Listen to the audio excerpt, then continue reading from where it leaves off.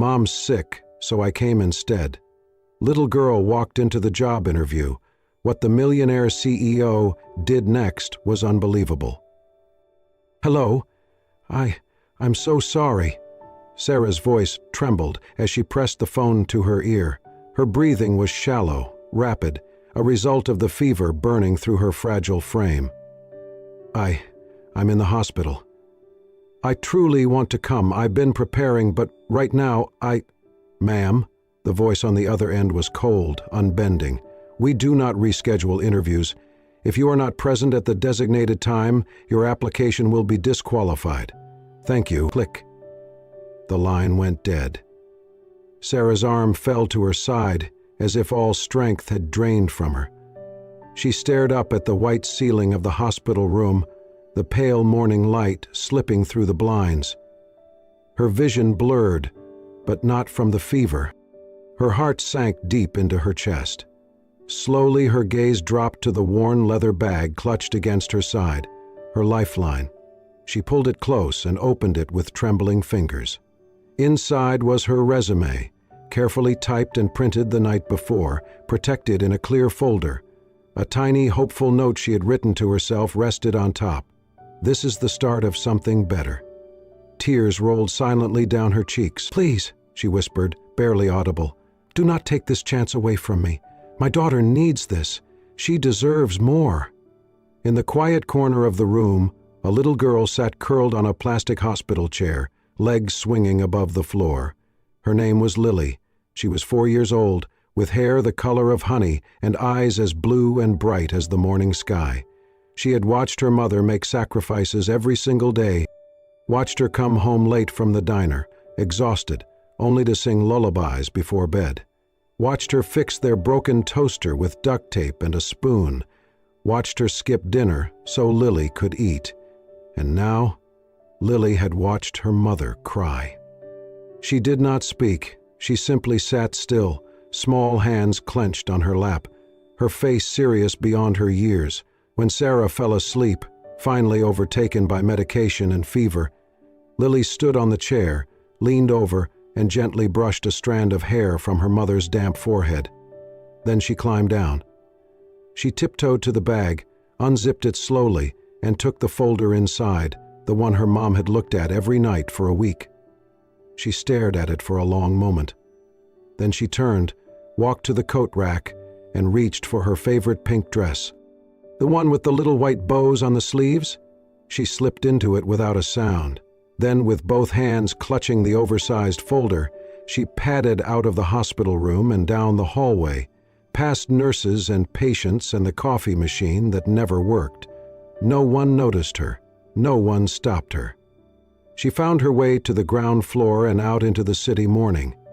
Cold wind pushed against her small frame, but she didn't flinch. She knew where she needed to go. She had seen the building on the brochure her mother had taped to the fridge. The city bustled around her, strangers moving too fast to notice the little girl walking alone, determination in every step. She crossed streets with the confidence of a child who believed in her cause. She took the right bus because she remembered the number. She held the folder tight against her chest, as though it contained magic, as though it could change everything. 40 minutes later, Lily stood in front of a tall glass building, towering into the sky like something from a movie. The letters on the front read, Braden & Co. Global Solutions. She took a deep breath, then walked in. The reception area at Braden & Co. was buzzing with the usual early morning rhythm, footsteps clicking against the marble floor, quiet conversations, the hum of elevator doors opening and closing. Behind the front desk, Charlotte, the receptionist, was flipping through her schedule for the morning interviews when a small shadow appeared across the marble. She looked up. A little girl stood there, no taller than the counter itself. She wore a soft pink dress with white bows at the shoulders, white socks bunched just above her shoes, and a tiny red clip holding back a strand of honey blonde hair. Her blue eyes were wide, curious, and utterly serious. Charlotte blinked, unsure if this was someone's child who had wandered away from a visitor. "Sweetheart," she said slowly, leaning over the counter, "are you looking for someone?" The girl nodded, clutching a folder almost half her size. "I'm here for the job interview," she said simply. There was a pause. Charlotte tried to process what she'd just heard. "Interview?" she echoed, stunned. "Yes," the girl said again, lifting the folder higher. "It's my mom's. She's really good, but she's sick today, so I came instead." Charlotte stared at her. Around them, a few employees slowed their pace, watching the scene unfold with growing interest. "What's your name, sweetie?" "Lily. And your mom's name?" "Sarah Parker." Charlotte quickly scanned her list. There it was, Sarah Parker, scheduled for 9:00 a.m., the last candidate of the morning. She hesitated. Okay. One moment, Lily." She pressed her earpiece. "Lena, could you inform Mr. Braden that he needs to come down? It's about the last interview. Just tell him it's important." "Very." Upstairs in the sleek, glass-walled executive office overlooking the skyline, Albert Braden sat alone at his desk. 32 years old, impeccably dressed in a tailored navy suit, he was known for being brilliant, ruthless in business, and as emotionally unavailable as he was successful. He had built his company from nothing, and along the way, lost interest in small talk, holidays, and anything that resembled family. He had dismissed most interview days as routine exercises in disappointment. Until his assistant appeared at the door, a flicker of a smile tugging at her lips. "Albert, you may want to take this one in person." He raised an eyebrow. "Is it the Harvard grad or the ex-Google manager?" "Neither," she said. "It is. Very unique. Just come down." Albert sighed, stood up, adjusted his watch, and made his way downstairs. When the elevator doors opened, he was greeted by a sight so unexpected that he stopped short. There she was, barely taller than a fire hydrant, standing in the middle of the lobby like she owned the place. Lily. The moment she saw him, her face lit up. "You're the boss?" she asked cheerfully. Albert blinked. "Yes, I am." "I'm here to show you my mom's paper," she said, walking right up to him. "She's sick, but she really wants this job, and I think she deserves it." She handed him the folder with both hands. It was slightly smudged, the corner bent, but he took it. The room was silent. Dozens of people held their breath. Albert looked at her for a long second.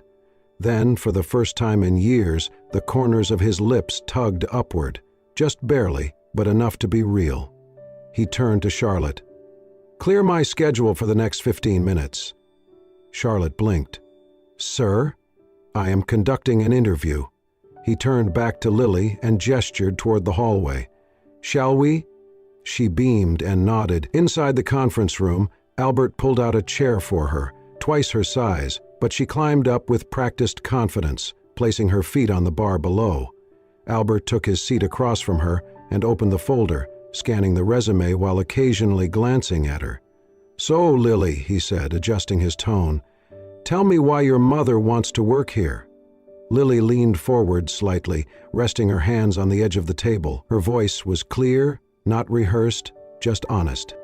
"Mama works really hard," she said. "She does not buy anything for herself. She always saves money for me. She wants a job that's not just cleaning or waiting tables. She says she wants to use her brain again." Albert looked at her, unmoving. "She went to college, but she had to stop," Lily added, "because she had me." He blinked slowly, his jaw tight. "And you think she would do well here?" Lily nodded enthusiastically. "She's really smart and kind. She always helps people." Albert stared down at the resume again, this time reading every line more carefully. Then he looked back at the girl. "And why did you come here today, Lily?" She smiled. "Because Mama was really sad when she hung up the phone. She said she wanted to give me a better life. So I came to help." Albert leaned back slightly. His expression softened. Not much, but enough for anyone who knew him to realize something profound had just shifted. He gave a small, genuine smile. "Well then," he said, closing the folder gently, "let us begin the interview." Albert sat across the table, hands loosely clasped over Sarah's resume. Though he had stopped reading it, his eyes were on the little girl seated opposite him, posture straight, feet dangling, eyes bright and unwavering. He spoke with unusual gentleness. Can you tell me, he asked, what your mom is like? Lily's hands were folded in her lap. She blinked, thinking, then said with quiet certainty, Mama works all day. All the time. He tilted his head slightly. What kind of work? She cleans houses. And sometimes she's a waitress. Sometimes she brings food to people's doors. She never gets to sit down much. Albert frowned slightly, nodding for her to continue. She never buys anything for herself, Lily added. Even when her shoes have holes, she says, no, these are still good, and then she buys me new ones instead. Albert glanced down at the girl's feet, white sneakers with glittery stars on the sides. New. Clean. It made sense now. She always puts me first, Lily said, and her small voice turned soft. Every time. There was a long pause in the room. The city noise was muted by the thick windows. In that quiet, Albert felt something stir inside his chest, something that had been still for too long. Did your mom go to college? He asked gently. Lily nodded. She did. She says she loved learning. But she did not get to finish. She had me. Albert's breath caught in his throat. He leaned back slightly in his chair, eyes never leaving her. She told me, Lily continued, that she didn't regret it. She says I'm her favorite reason to stop anything. That sentence, so pure, so full of loyalty and sacrifice, landed with the weight of truth. Albert closed the folder. He could imagine it. A young woman, bright, ambitious, full of potential, and then suddenly completely alone. No family support, no partner, a baby. And instead of running, she chose to stay, to build a life around that baby, even if it meant scrubbing floors, waiting tables, missing meals. That kind of strength was not listed on resumes. And what do you want for your mom? He asked, his voice low. Lily tilted her head, thinking again. I want her to be happy, she said. She's always tired, but she smiles when I draw pictures for her or when we watch cartoons. I think she just needs a break. She paused, then looked up at him with eyes as wide and blue as the ocean. Mama doesn't need a lot of money, she said earnestly. She just wants a job that lets her buy ice cream every weekend. Albert froze. Something about that, so simple, so heartbreakingly innocent, cracked a piece of his well-armored exterior. She told me once, Lily whispered, that she would be the happiest woman in the world if she could just give me that. A little bit of ice cream. Every Saturday. He swallowed hard. For a moment, he forgot to breathe. The silence between them was thick now, not awkward but reverent. Lily shifted in her chair, legs swinging again. Albert finally leaned forward, placing the folder gently on the table. Lily, he said softly, you know, I have interviewed a lot of people in this room.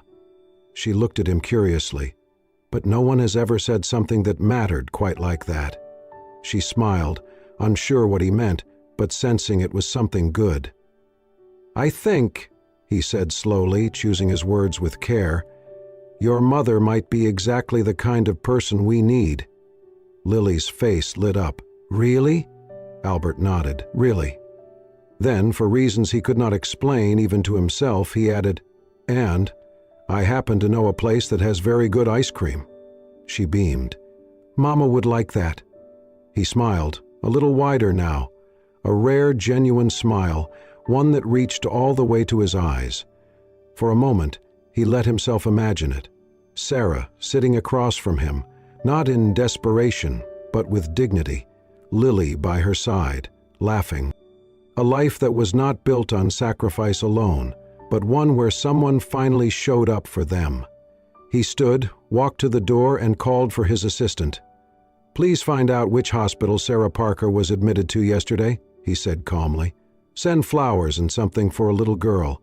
Ask if she is available for a formal interview once she is well. Then he looked back at Lily, who was now standing proudly beside the chair, folder in hand again. Thank you for coming today, he said. You did a very brave thing. She shrugged playfully. Mama says I'm brave all the time. Albert held the door open for her. She's right. Albert sat alone in his office, the folder still resting on his desk. The room was quiet now, sunlight creeping across the floor through floor-to-ceiling windows. Outside, the city buzzed along its usual path, but inside, something had shifted. He opened the folder again, not out of obligation, but out of genuine curiosity. Sarah Parker. Her name was typed neatly at the top of the page. Beneath it, a concise and well-structured resume unfolded. A record not of prestigious titles or high-powered jobs, but of promise and perseverance.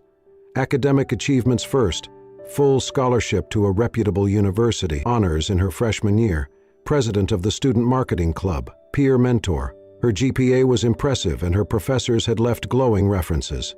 Then, a sudden gap. No degree completed, no internships. Instead, the next section began with a string of part-time positions: waitress, housekeeper, delivery driver, late-night janitor. The kind of jobs no one boasted about, the kind of jobs that kept a roof over a baby's head. Albert read slowly, absorbing each detail, each choice. At the very bottom of the resume, beneath the last line of experience, a small handwritten note caught his eye. It was in soft ink, slightly slanted. Not dramatic, not begging. I am not looking for sympathy. I am only asking for a real chance. He stared at those words. They said more than any cover letter ever could. Albert leaned back in his chair and looked out the window, thoughtful. He had built his company on logic, data, measurable results, but there was something about this, about her, that broke through all of that, not because he felt sorry for her, but because he admired her. He saw the kind of grit that never showed up in traditional interviews, the kind of resilience born not from ambition, but from necessity, the kind of quiet strength that shaped not just employees, but leaders. He pressed the intercom. "Charlotte?" "Yes, sir?" "I need a delivery sent to City General Hospital." A pause. "Of course. What should we send?" Albert stood, walked to his bookshelf, and pulled out a small, gift-wrapped box he had once planned to give a colleague who had a baby. He had never used it. "And have the florist downstairs prepare something simple, not too grand, just something kind." Charlotte hesitated. "Who should we address it to?" He thought for a moment, then said softly, "Sarah Parker." "And the message?" Albert glanced back at the resume, then replied, "To the strongest woman I have yet to meet." The morning sunlight slipped through the hospital blinds, warm against Sarah's pale cheeks. Her head ached dully, and her limbs still felt heavy from fever, but something was different.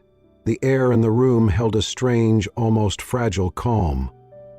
She turned her head slowly and saw it.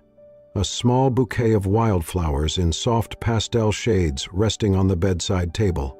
Next to it was a neat little box, wrapped in simple cream paper with a satin ribbon. A note leaned against the flowers. Confused, Sarah reached for it with trembling fingers. "To the strongest woman I have yet to meet." Her heart skipped. She sat up straighter, blinking in disbelief. It was addressed to her. Carefully, she opened the box to find a small pack of chocolate milk and a handwritten card, nothing extravagant, but impossibly thoughtful. "Lily." Her stomach dropped. She reached for her phone with panic tightening in her chest. She had been too weak to stay awake last night. What had her daughter done? Fumbling, she dialed the company's number listed on the printout she had kept in her bag. A soft female voice answered. "Braden & Co., this is Charlotte speaking." "Hi, hello, this is Sarah Parker," she said, her voice still hoarse. I think there's been a misunderstanding. My daughter, she's only 4. I think she may have come to your office yesterday with my resume. I'm so sorry. She didn't mean any harm. She just..." The woman chuckled gently on the other end. "Miss Parker, no need to worry. In fact, your daughter might be the bravest person to ever walk into our lobby. Our CEO was very impressed." Sarah froze. "Your CEO?" "Yes," Charlotte replied warmly. "He would like to meet you, formally this time. If you're feeling better, he's cleared some time this afternoon." Sarah's breath caught. "Are you sure?" "We are very sure." That afternoon, Sarah stepped out of a cab in front of the towering Braden & Co. building. She clutched her bag tightly, her legs still weak, her cheeks flushed from the lingering fever. She had changed into a simple navy mule blouse and skirt, not the best she owned, but the cleanest. Her blonde hair was tied back neatly. She tried to steady her nerves, but her heart thudded relentlessly in her chest. Inside the lobby, the receptionist greeted her like an old friend. "Ms. Parker, welcome back," Charlotte said kindly. "He's expecting you."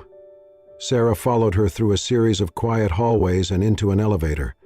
The silence inside the lift was filled with every kind of fear and hope she had carried for years.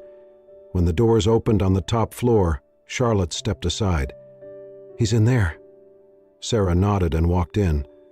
The office was spacious and modern, filled with natural light. At the large glass desk near the window stood a tall man with dark hair and an air of calm precision, Albert Braden. He looked up and smiled, a real smile, not polite, not forced.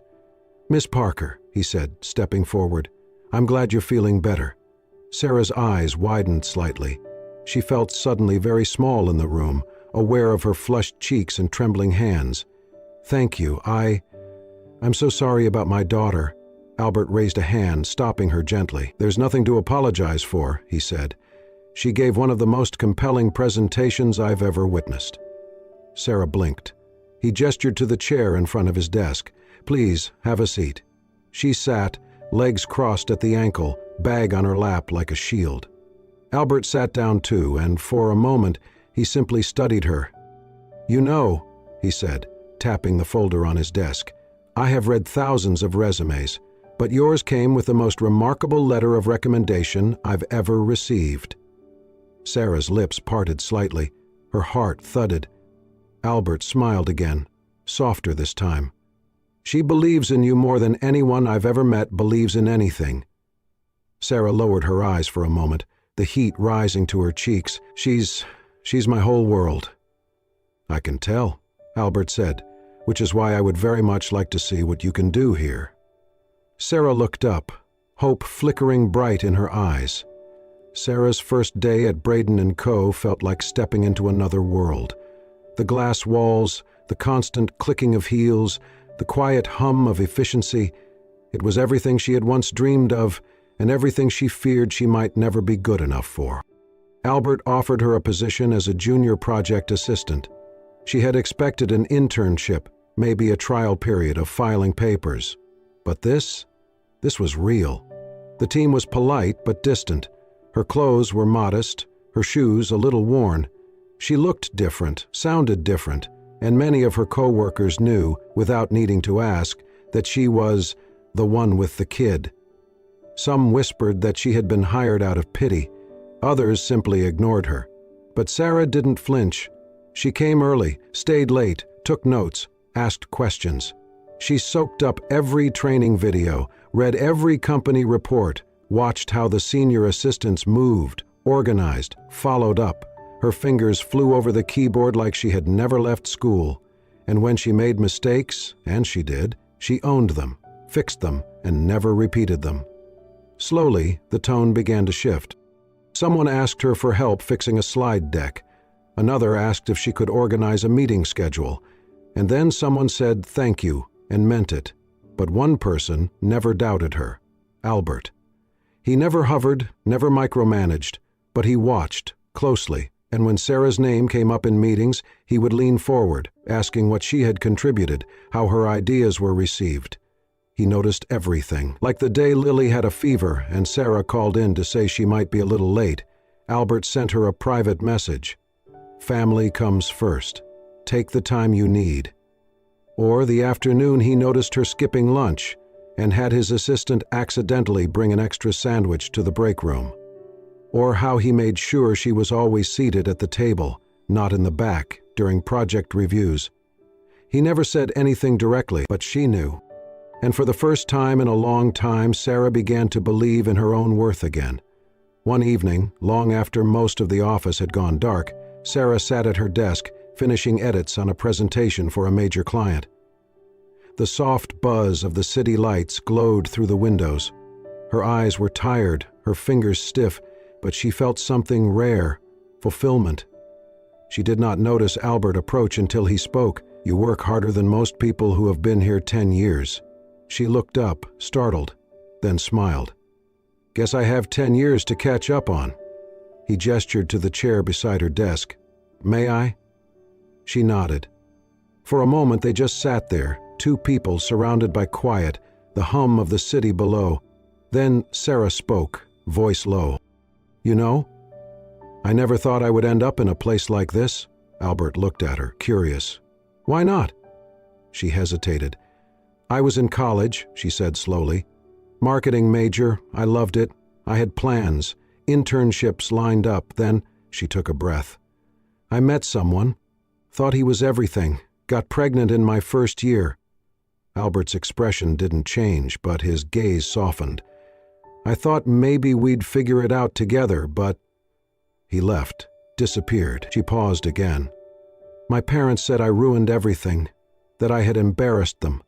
They told me to either give the baby up or leave. Albert didn't move. I left, she said simply, and I never went back. She looked down at her hands, twisting them slowly. I chose Lily. I chose to be her mother, but I had to let go of everything else, the degree, the apartment, the future I thought I'd built. Albert reached across the desk, gently placing his hand over hers. She froze, expecting sympathy, or worse, pity. But his voice was steady. I was left too. She looked up. I was 10, he continued.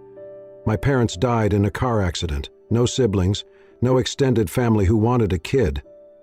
I bounced between homes, learned to survive. I built this company because I wanted control over my life, but I never had what you have. What's that? She whispered. Courage, he said. You chose love, Sarah, even when it cost you everything. Her eyes filled with tears. I used to think I was weak, she said. You are anything but. They sat there in silence again, not needing to say more. In that quiet, something changed. Respect deepened, walls softened. And two people, long used to surviving alone, began to feel the unfamiliar comfort of being understood. Months passed, and Sarah's world slowly transformed. She had grown into her role with grace and grit. Colleagues who once looked past her now sought out her input.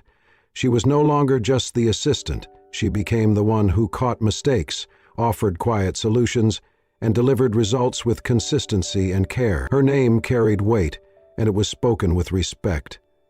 Albert watched all of it unfold. He no longer had to monitor her progress. Her work spoke for itself. But he still found reasons to check in, small excuses, questions he already knew the answers to, and when he walked past her desk, his gaze often lingered just a little longer than it should. It wasn't just Sarah he had grown attached to, it was Lily. Every Friday afternoon, Lily arrived at the office after preschool, skipping down the hallway like it belonged to her. She sat on Albert's office couch with coloring books, tiny shoes swinging as she waited for Uncle Albert to finish his calls. Sometimes, he canceled his last meeting of the day just to take her out for a milkshake. They had their rituals. She called him boss man when she wanted his attention. He called her the real CEO. At company picnics, she rode on his shoulders. In the lunchroom, she always saved him the last cookie. Sarah saw all of it, and each moment left her heart fuller and more frightened. She had loved quietly for so long, buried her hopes beneath practical needs. Now, love was staring her in the face every day, and it was smiling, carrying her daughter on its shoulders. One evening, the three of them sat in Albert's office after hours. Lily was curled up in the corner with a juice box, humming as she colored in a sketch pad. Sarah and Albert were finishing up a project recap, laughter easy between them. The kind of laughter that belonged to people who had seen each other's scars and chosen to stay anyway. When they finished, Sarah leaned back, stretching. She's tired, she said, glancing at Lily. Albert looked over. We can carry her down. Sarah smiled, then stood. Let me grab her bag. As she turned away, she heard Lily's small voice behind her. Mommy? Sarah turned. Can I call Uncle Albert, Daddy? The room went completely still. Albert froze. Sarah stared, the bag slipping slightly from her fingers. Lily looked up, innocent and sincere. "Because he always picks me up and brings me ice cream. And he reads to me like you do, and he makes you smile." Sarah's eyes filled instantly. Her breath caught in her throat, not from surprise, but from certainty, because deep down she had already known. She had known from the way Albert looked at Lily like she mattered, from how he spoke to Sarah like she belonged, from the quiet safety she felt in the spaces between them. This man, who had once built walls of steel around himself, had let them in, and somewhere along the way, they had built something neither of them expected: family. She knelt in front of Lily, voice soft and trembling. "You can call him whatever feels right to you, baby." Then she turned toward Albert, afraid of what she might find in his face. But he was already walking toward them. He crouched down beside them both, eyes gentle. He looked at Lily, then at Sarah. "I would be honored," he said. Sarah broke. Tears spilled freely now, not of fear or even relief, but of something far deeper: belonging. 1 year later, Sarah Parker was no longer just the nervous young mother who had walked into Braden & Co. with nothing but hope and a resume. She was now Sarah Parker, project team lead. Confident and poised, she led meetings, guided junior staff, and earned praise from every corner of the company. Her name showed up on success reports and in conversations that mattered. And always close by, quietly and constantly, was Albert. At first, their relationship was private, not from shame but respect, for their roles, for the company, and for each other. But as weeks turned into months, it became impossible to hide. Albert brought Lily her favorite pastries on Monday mornings. Sarah was the only one allowed to interrupt his meetings, and the way their eyes met across the room told a story no one needed explained. It was never office gossip. It was something real, something people quietly rooted for. Sarah earned the admiration of her team not just for her work ethic, but for her kindness. She knew birthdays, helped with late-night projects, and remembered what it felt like to be overlooked. Lily, too, had become part of the company's fabric. She had her own seat in the break room, a drawer for crayons in the supply cabinet, and a fan club made up of executives and interns alike. She once opened a quarterly meeting with a cheerful, "Good morning, team," and no one forgot it. To many, she was the company princess. To Albert, she was simply his daughter. On the night of the annual Christmas gala, the ballroom sparkled with soft gold and forest green. Fairy lights hung above velvet-covered tables, music played, laughter echoed, and champagne flowed. Sarah stood by the grand tree in a deep blue gown, glowing with quiet grace. Her blonde hair shimmered, her smile calm and assured. Lily twirled nearby in a white dress, silver shoes flashing beneath her. As she laughed and danced, Albert stood just a few feet away, drink in hand, dressed in black tie, watching them both. His smile was different now, warm, open, deeply content. He had once kept himself apart from these things. Tonight he stayed close, not for show, but for love. Later, someone tapped a glass. The room quieted. Albert stepped forward. "I know this is the time of year when we usually talk numbers, growth, and goals," he began, glancing toward Sarah. "But tonight, I want to talk about something that changed my life." He looked toward Lily, now enjoying 2 cookies with frosting on her cheeks. "A year ago, I received the most unexpected job application I've ever seen. It was hand-delivered by someone about 3 feet tall, wearing a pink dress, holding a resume twice her size." Laughter rose around the room. Sarah covered her face, tears threatening already. Albert smiled, then grew more serious. "That little girl walked into my office with no fear. She looked me straight in the eye, and in that moment she brought more than a resume. She brought hope, courage, and the beginning of something I never knew I needed." He stepped toward Sarah and Lily and gently pulled them close. "To both of you," he said softly, eyes misty now, "thank you for showing up, for holding on, and for walking into my life exactly when I needed you." Then turning to Lily, he whispered with a smile, "For stepping into my office in that pink dress, holding that giant resume. Applause erupted, glasses clinked, and beneath the sparkling lights they stood together, not as CEO, employee, and child, but as something much more lasting, as a family. A family born from bravery, faith, and one unforgettable walk into the unknown. And so, a little girl in a pink dress, armed with nothing more than love, courage, and her mother's resume, walked into a world that wasn't meant for her and changed it forever. Sometimes, family is not about where we come from, but who walks beside us when life gets hard. And sometimes, love finds us in the most unexpected places, like a boardroom, a hospital bed, or the heart of a child. If this story touched your soul the way it touched ours, we invite you to become a part of our growing family.